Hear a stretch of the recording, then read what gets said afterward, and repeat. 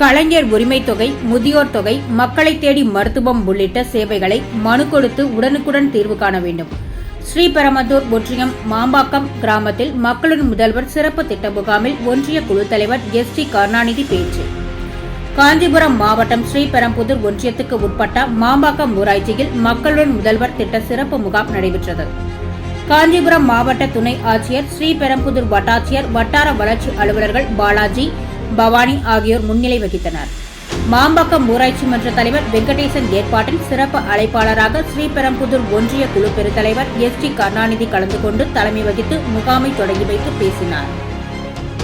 தமிழக முதலமைச்சரின் சிறப்பான திட்டங்களில் ஒன்றான மக்களுடன் முதல்வர் திட்டத்தின் கீழ் 15 அரசு துறை அலுவலர்கள் இங்கு வந்துள்ளனர். கலைஞர் உரிமை தொகை, முதியோர் பென்ஷன் ஆகியவற்றிற்கு மனு கொடுத்து உடனடி தீர்வு காணவும், இல்லம் தேடி மருத்துவம், கூட்டுறவு வங்கிக் கடன் உள்ளிட்ட பல்வேறு சேவைகளை பயன்படுத்திக் கொள்ள இம்முகாமில் அனைவரும் பங்கு பெற வேண்டும் என கேட்டுக் கொண்டார். இந்த முகாமில் மாம்பாக்கம், பிள்ளைப்பாக்கம், போந்தூர், கிளாய், வடமங்கலம் உள்ளிட்ட 5 கிராமங்களில் இருந்து நூற்றுக்கணக்கான பொதுமக்கள் கோரிக்கைகளை மனுவாக அளித்தனர்.